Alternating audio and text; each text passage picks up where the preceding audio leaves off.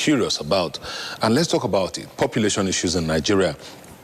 Of course, it took center stage earlier this week when the National Population Commission, NPC, launched the 13th annual population lecture series, which contains policy briefs, strategic recommendations, and detailed reflections on the implications of changing funding patterns for population activities in Nigeria. So the report harped on the fact that for too long, Nigeria has relied on external donor support and health interventions. It was also pointed out that with the shift of global funding landscapes due to economic shocks and changing geopolitical priorities, Nigeria now faces dwindling international support alongside rapid population growth, which continues to put pressure on infrastructure and social services. And the need to shift from international donor aid to domestic funding to sustain Nigeria's population and developmental agenda was therefore identified as key in pursuing future population agenda. So how do Nigeria's population authorities intend to go about this in a sustainable manner? How possible is it to pursue a new population agenda in the absence of a recent scientific process like a census to serve as a database? These are some of the issues we'll be taking up with Dr. Nnamdi Maduekwe. He is the Director of Population Studies at the National Population Commission, NPC.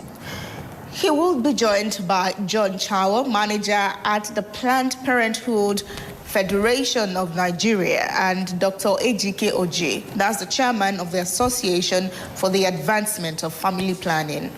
So when we're done doing that, we will talk about health and specifically cancer. Thank you so much for staying with us, KAKAKI, the African Voice, this Wednesday morning. Time to go into our very first conversation like we did tell you. Let's talk about population issues now. The last time Nigeria had a population census was in 2006, actually. I remember 2006, that's 20 years ago. And each time people talk about Nigeria's population, even on the international scene, we talk about an estimated figure. And how does that work?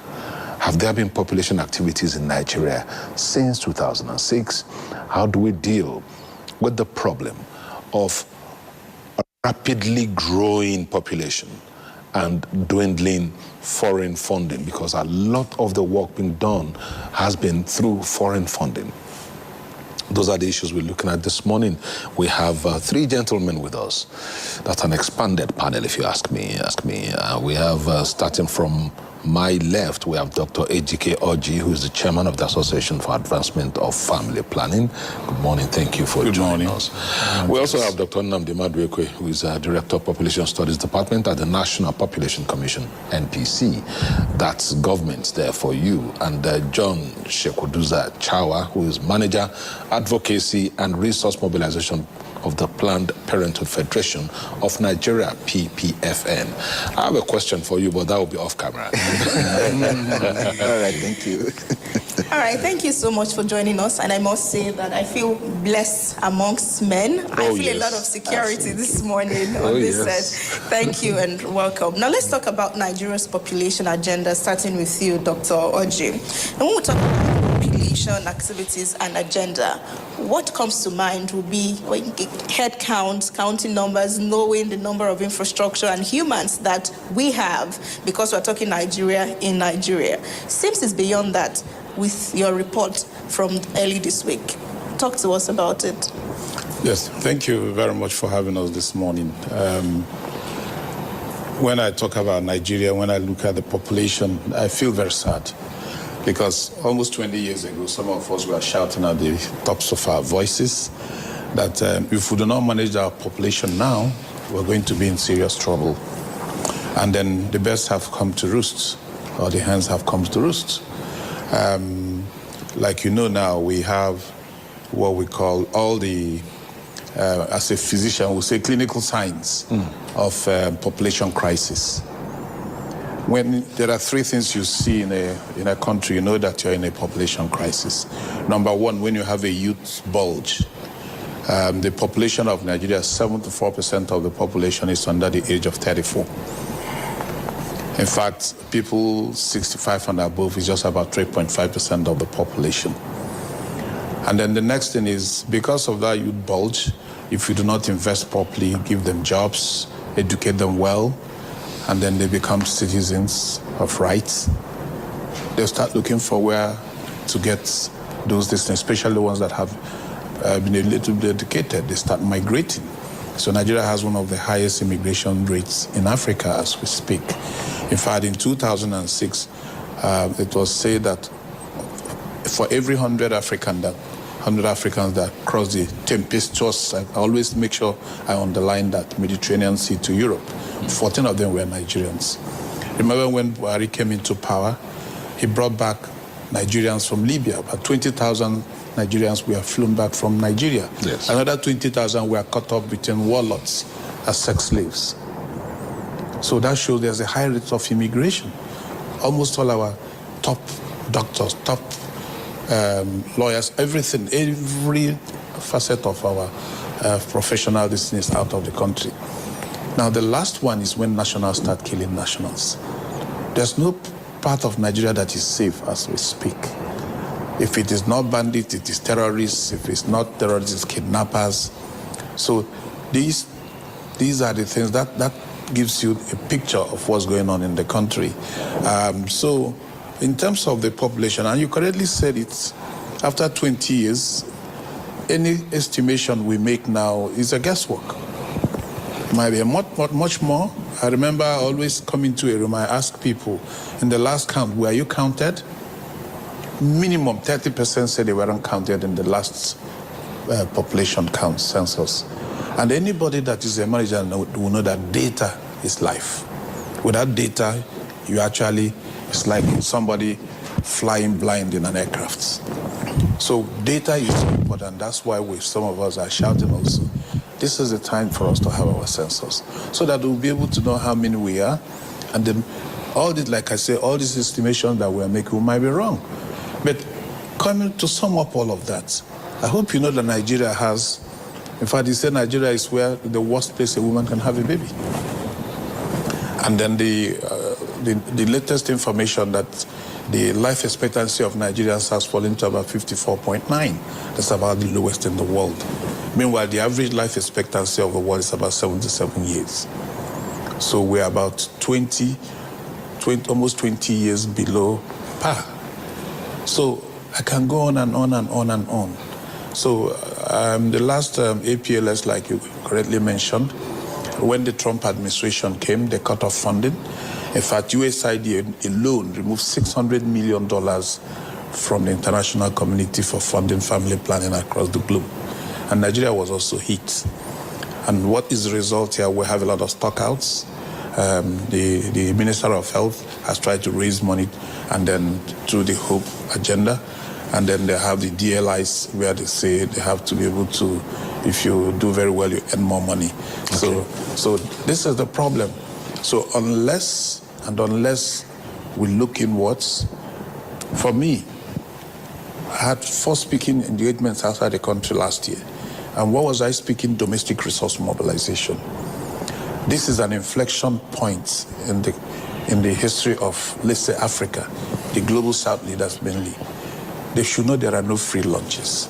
So we must make sure that we look inwards to fund our healthcare. All right, let's talk to Dr. Madukwe now. You work for the National Population Commission, and of course, these issues fall directly on the table of your commission. Now, when we talk population activities, a lot of people will be asking, what does the NPC do? Because 20 years now, we've not done any population census, and we know that that's probably the top of the things that the NPC does. So talk to us about this. No population census since 2006, and we are projecting. Everybody's talking about estimated figures. How do we plan? Is it safe for us to predict that your proposed population agenda on a projected figure is just a projection and nothing more than that? Well, I'm happy you came from that direction. But, like we used to say, I am a man under authority. First, I want to appreciate AIT for being the first to pick up on this report. Our desire was that, it should be given wide dissemination, wide coverage. So, on behalf of the Chairman, National Population Commission, and the 37 Honorable Federal Commissioners and Director General, I want to thank AIT for taking this lead. Yes, what does MPC do? The APLS 13 report, if you have gone through it, will tell you that MPC is a multi-mandate, multi-functional organization. Yes, when it was started around 1988, there was a critical need for a census. And so it became the function, the mandate that the Commission is mainly known for. The Commission has 4, 5 line departments. And line departments are departments that carry out the core functions of any organization. We have a department of census. We have a department of planning and research. Planning and research, they carry out surveys. We just finished a mini NDHS. And then we have, very, very important, civil registration and vital statistics department. And then you have the population studies department, which is my department. That has the mandate to carry out research on topical demographic issues in Nigeria, apart from other functions that, we carry out. MPC is a very large organization, probably one of the biggest in the country. MPC is bigger than so many ministries because there's hardly any other organization that has reach across the country. There's hardly any community you get in Nigeria, you don't see the mark of MPC. It's either we have gone to collect data or our registrars are registering vital events or we are mapping.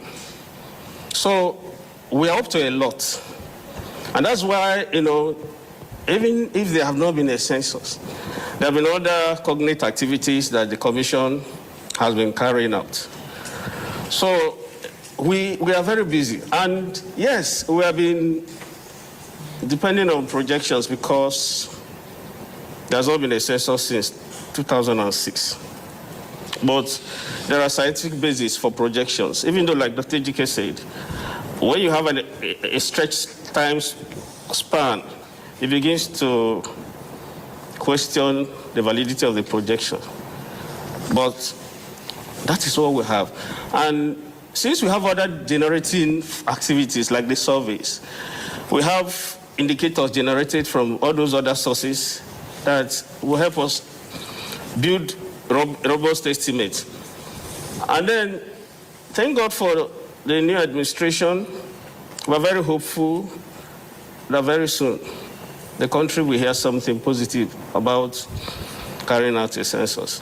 All right, talking about carrying out a census, since 2006, we first made a postponement that in 2016 we'll have it, in 2018 we'll have it, 2022, 2023, and then we kept blaming lack of funding and insecurity in the country. You're not able to reach places.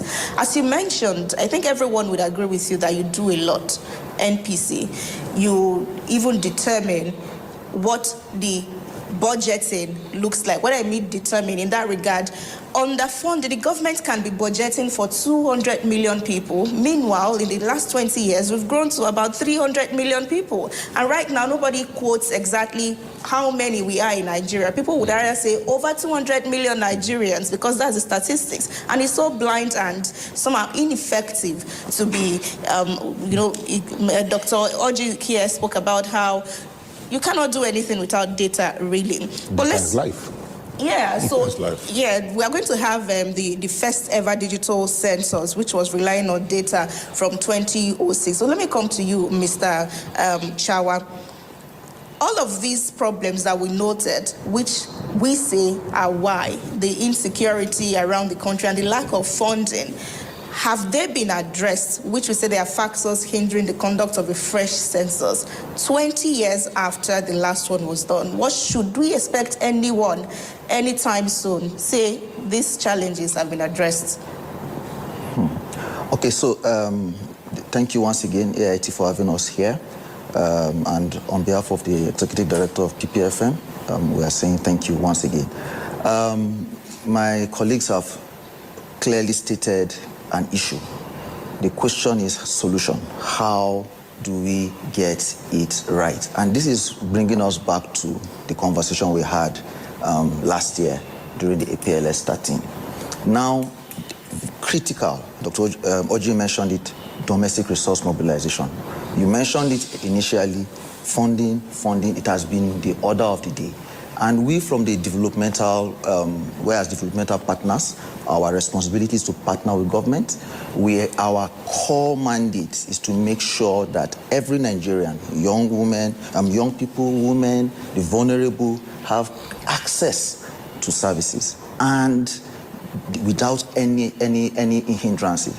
Our role is to support this government. Our role is to partner.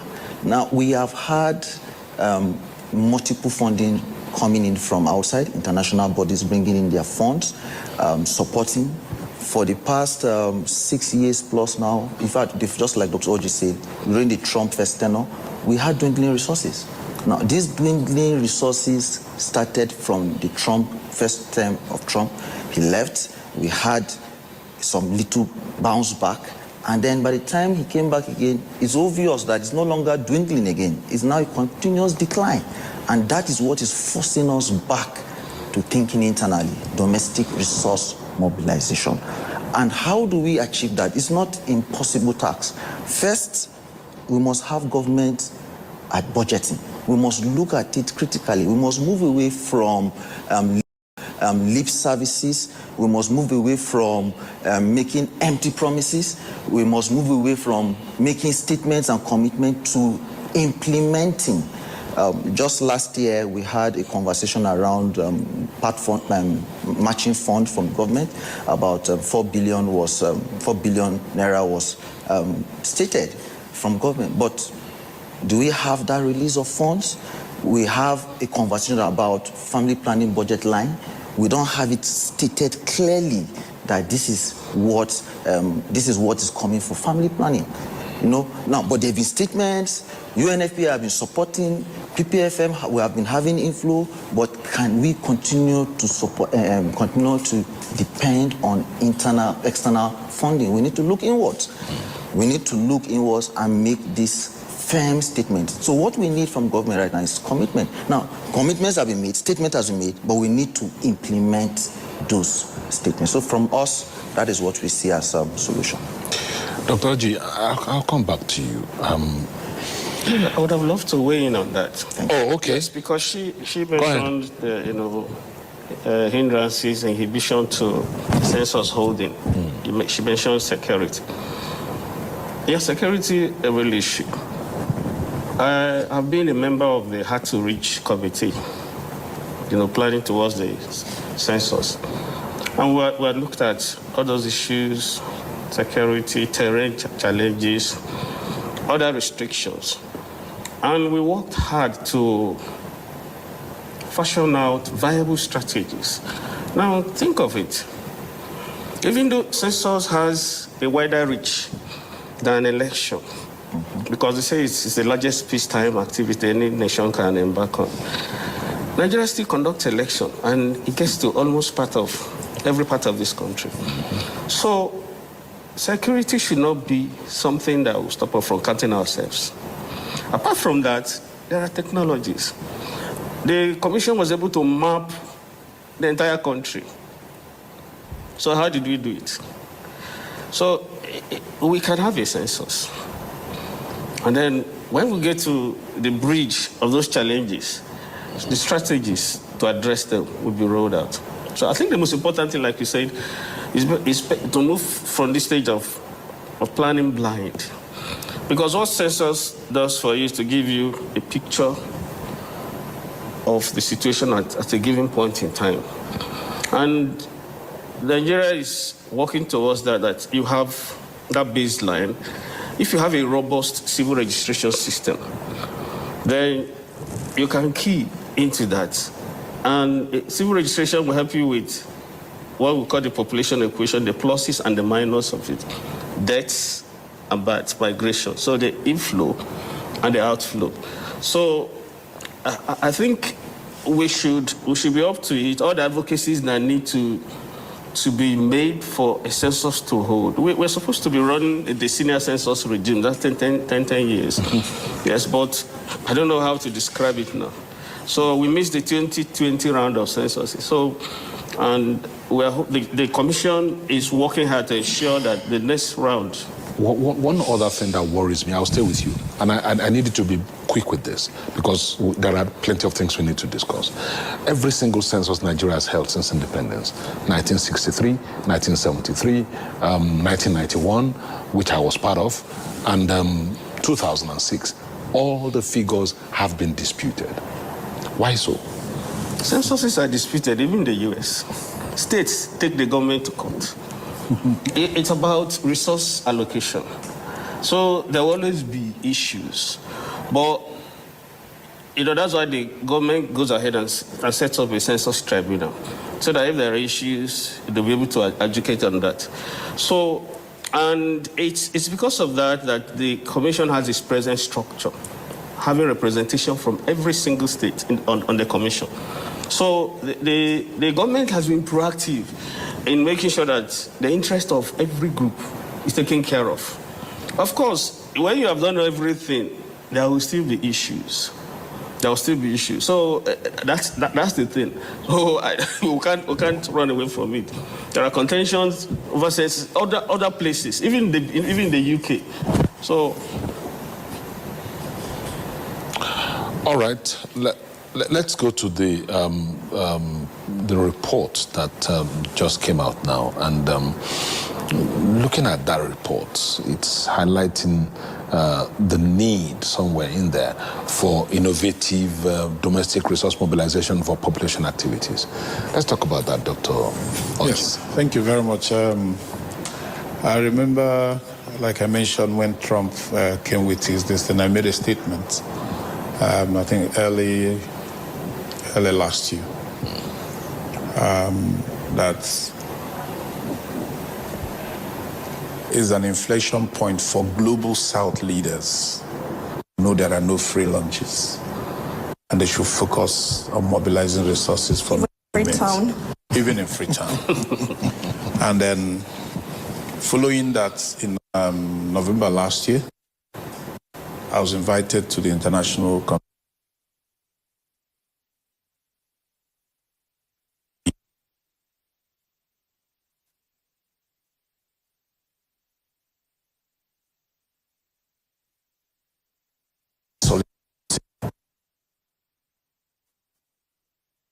And what country away focus on domestic resource mobilization. And I mentioned there are 4 ways any government, any country can pivot to and be able to make money available for their healthcare sector, not just family planning. Number 1 is proper tax. There is something we don't like to call it sin tax because it sounds so terrible in the ear. But those consumptions humans make, even though they are enjoying it, it's also detrimental to their health. A good example is cigarettes, smoking. Government will put advisories, smoking is dangerous, don't smoke, but people still go smoke.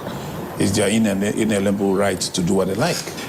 So to reduce people smoking too much, you put a tax on it.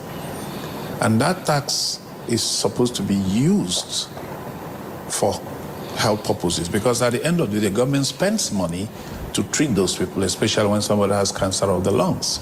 It's also government somehow subsidizes the treatment. Then the other one is using private sector to provide services. And then you make sure that those services, when they are provided, they are verified and government will pay for it. Because there is no country that the government can provide services in a very efficient manner.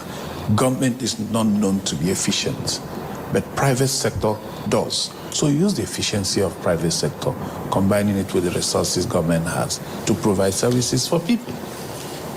And then also mentioned the fact that Nigeria is already doing some of those things, like domestic resource mobilization. Mm-hmm. There was a state level guide that was developed.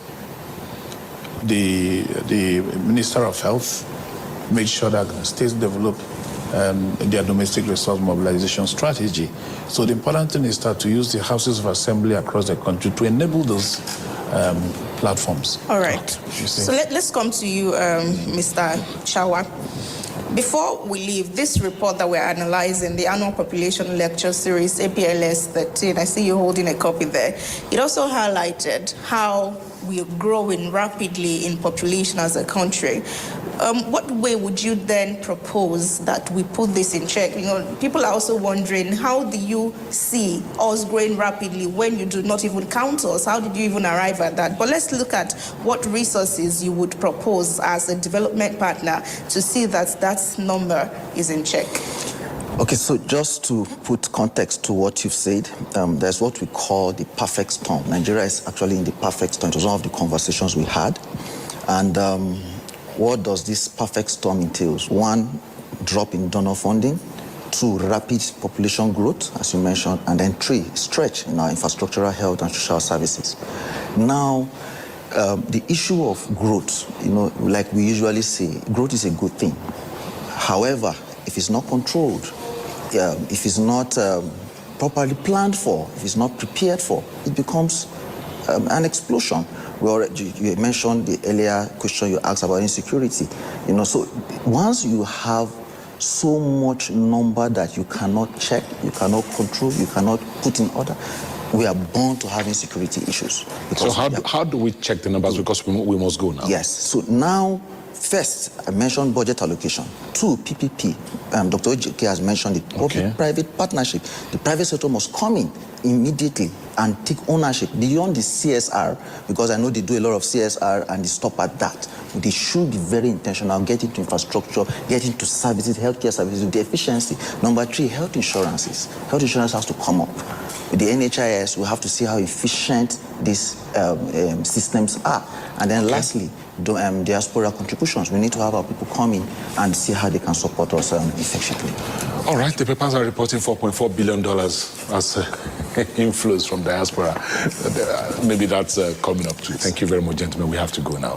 Thank you so much. We've been speaking with Dr. Ejike Oji, the chairman of the Association for Advancement of Family Planning, and Dr. Nnamdi Maduekwe, who is the director of Population Studies Department at the National Population Commission, as well as John Shekuduza Chawa, who is manager advocacy and resource mobilization at the Planned Parenthood Federation of Nigeria, PPFN, looking at Nigeria's population agenda this Wednesday morning. Thank you, gentlemen, and have a great day. Thank you very much. Thank you.